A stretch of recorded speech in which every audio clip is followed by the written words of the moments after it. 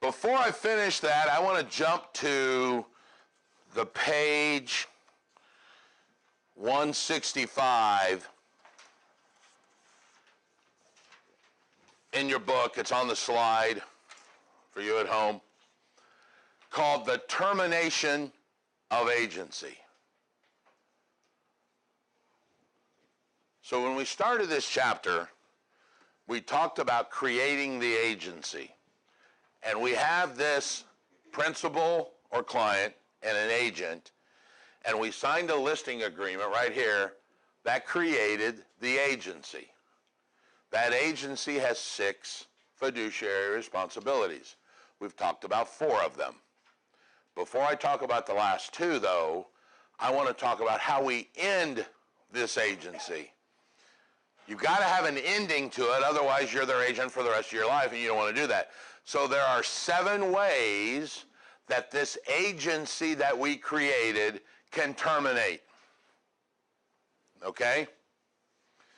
The first way it can terminate, which is the most obvious, is the completion of the purpose. That's called a sale, right? I created an agency by signing a listing contract. We got an offer, it pended, and it closed. Agency terminates. I'm done. They're no longer my agent. They're no longer my client. So the completion of the deal is one way to kill the agency. The second way is called death or incapacitation of either party. Now, that is death or incapacitation of the client or me. Remember, I'm the only agent in the company. If you have the listing and you come running in one day and you go, hey, I got a new listing, it's my mom. No, you don't. I have a new listing, that's your mother, and I will allow you to work with her because I'm the only agent in the company. And you die, that does not terminate the listing because the listing is with moi. I would just hand that listing over to some other person and go, hey, you're now working with that guy's mother. It's if I die. If I die, then we go back to that whole thing that we talked about the 90 days or the listings terminate, but that doesn't happen because I created a company, so the listing never dies. So it's death or incapacitation would terminate an agency, but it's death or incapacitation of the client or the agent, me or them. Not anybody working for me. Got it? If the property is destroyed. If there's no house to sell, there's no house to sell. Fire, flood, hurricane, whatever. Expiration. My listing agreement will have a start date and an end date. After that end date passes and we never found a buyer, the listing terminates, so does our agency. And we part ways, and that buyer says, well, that agent sucked, couldn't find me a buyer. All right, okay, sorry. But once that date comes along, started January the 1st, ends July the 7th. Once that end date arrives, agency's over. We didn't sell it, nothing. Mutual agreement. We both can agree to terminate this agency if for some reason we both agree that it's not prosperous. Mutual. Both parties must agree. I have on several occasions said no to my seller. I don't think this is working out. I want to release from the listing. No. You signed a 6-month contract. We've had people look at the house in the last 2 days. One, we may be getting an offer. I'm not releasing you because now I want to get paid because I put a bunch of work into this. So it's mutual. One party or the other can't just say, I want out. Because if they did, the second you brought a buyer, they go, I want out, and not pay you. So it's a mutual release. Your seller could say, I don't like the shirt you wear, Raymond. Really? I don't like your haircut. Let's get out of this. Okay. As long as we both agree, we can both sign it and go our separate ways and terminate the agency. but it's mutual, one party or the other. I'm sorry, one party and the other, not or. Breach, if one of the parties breaches the contract. For instance, did I tell you my Apple story about the home show? Yes. At the fair housing violation? All right. Suppose he would have said, let me list your house. And I said, all right. He said, I want you to list my house. So I list his house. After we've created agency, he calls me up and goes, oh, by the way, I forgot. I don't want you to sell it to any apples. Now he's violated the fair housing clause inside the listing. I can terminate that because he's breached a contract. You're violating one of the terms of the contract. I don't need a mutual release now. I would send him over a letter and said, you asked me to violate this clause. It's a violation of the federal fair housing law. Our contract is immediately terminated as of July the 17th, 2017, whatever. I had a client that was selling a rental property. One of the rules that the seller says is he will make the house available for viewings so that we can get a buyer, right? I knew the investor called me and said, I want to sell one of my rentals. Will you list it? I said, yeah, we'll list it. Every time we called the tenant to get a buyer in, the tenant came up with some, oh, my grandmother's here, or I forgot to put the dog away, the house is dirty. I lost 3 or 4 potential buyers because we never could get in to see the house. So I called the other guy and said, here's what's going to happen. I'm taking your house off the MLS because you're violating one of the clauses. And I understand it's not you, it's your tenant, but you need to solve this problem somehow. Evict them, get rid of them, explain to them what's going on or something. But currently, I am wasting time, effort, resources to market a property that I can't sell because you're not giving me access to the property. All right?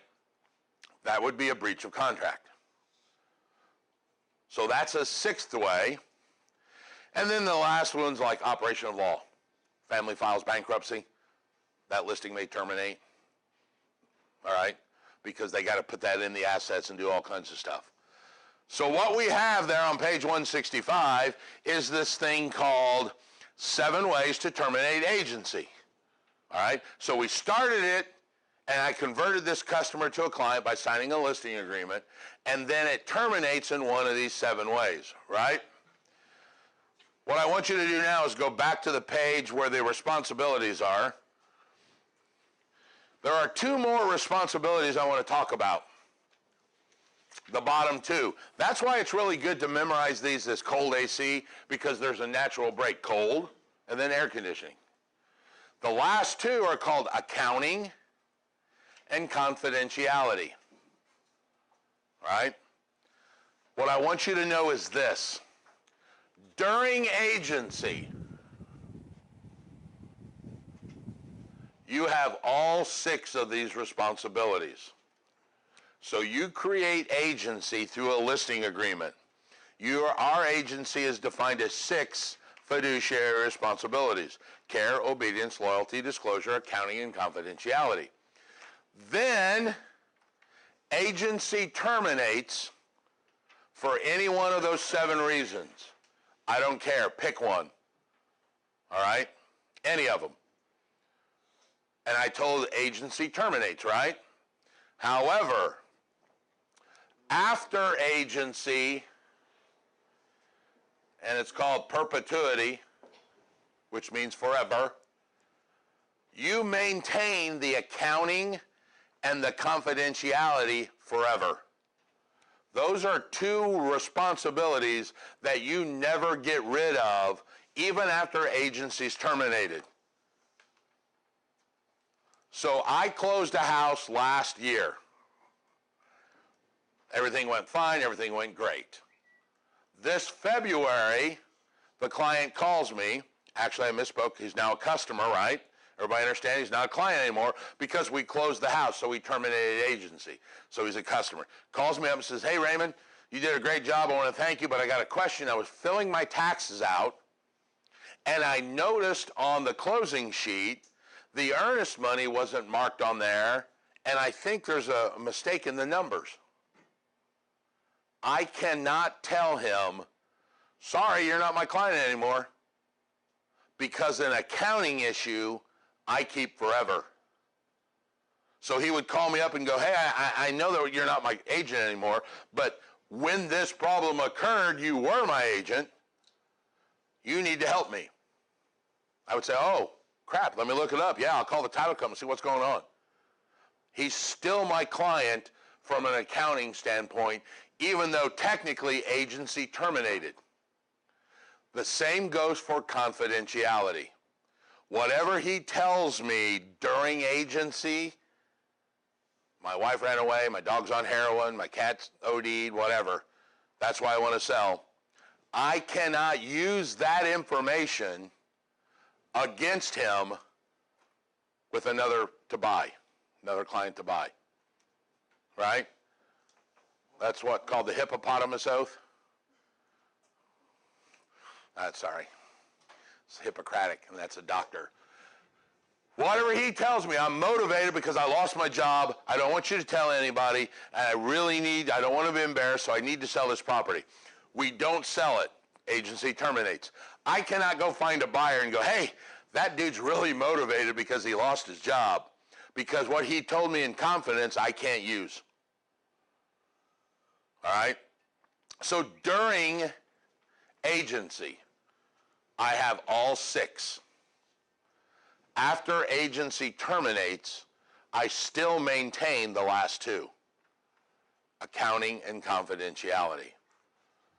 I lost care. I don't care. Literally. No, really, I mean that. I don't care.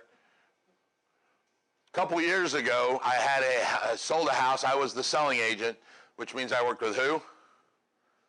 I'm the selling agent, so I worked with the buyer. Keep that straight. One of the things I requested was, hey, we need to go look at the house before we close, because once you close, it's your house. And he said, too busy at work, can't do it. I'll see you at 4 o'clock at the closing. Okay. We go to closing, close, everything happens, everything cool. About 6:30 in the evening, I get a phone call, and he's like, hey, true story. They stole every light bulb out of the house. They took every light bulb. The chandeliers, the bathrooms, above the kitchen, in the bedrooms, all of that. Which technically a light bulb is a fixture. Should have stayed. I'm like, we'd have found that out if we'd have went to that closing. I know, don't let me know. Can I sue them? Sure. At this point, it's now a lawsuit because they didn't uphold their end of the bargain and the contract. You can take a shot at it. Go for it. He's like, I think I will. I'm like, okay, here's my advice. It's going to cost you $60 or $70 to file the lawsuit, and probably 3 or 4 weeks. You going to live in the dark for 3 or 4 weeks? Why don't you spend the $70 and go buy new light bulbs and move on with your life? Well, now it's the principal. And most lawsuits end up like that, don't they? It's between guys that just want to prove. Yes, that's how it is. Oh, he's not beating me. I'll spend $800 to win that $30 back. So, lo and behold, a couple months later, a couple weeks later, he calls me and says, court's tomorrow in Hamilton County. By the way, I didn't tell you that. And I lived in Bloomington. He's like, court's tomorrow in Hamilton County. I want you to come up and be one of my witnesses so that you can help me win this. And I said, I don't care. I have no loyalty to you anymore because agency terminated. I don't have to obey your commands. I don't have to exercise reasonable skill and care. So I said, no, I'm not coming. I'm not going to drive from Bloomington to Noblesville to sit in a small claims court over $80 or $100 that you've already taken care of because you haven't lived in the dark for 3 weeks. So you're on your own. And he's like, well, I think that's kind of rude. You're my agent. I'm like, no, I'm not your agent. I was your agent when I gave you the advice that you didn't listen to. Now that I'm not your agent, what's this sound like? Click. No. I do that to my brother all the time. We're talking, and I'm like, hey, and one more thing. What's this sound like? Click. So Those 4 you lose. All right, they're gone away. Now, did I lose a potential customer and some referrals? Probably. And would a good, nice person have said, the good Christian in me should have went up there and helped him out. But the gas prices were like $4. I was driving a Lincoln Navigator. I'm not driving 80 miles to sit in a court for 3 hours for him to win back $80. All right? And the odds are they never showed up anyway, so he's going to get a default judgment. So I was not legally bound to him. I probably could have got a referral if I'd have drove up there. He might have told somebody later, yeah, and my agent drove all the way from Bloomington to help me. He's a good guy. So did I lose deals? Probably. But was I in violation of my fiduciary responsibilities? Absolutely not. Because that was not an accounting issue. It was not a confidentiality issue. It was a loyalty, obedience, care, or disclosure issue, and I lost those when we closed.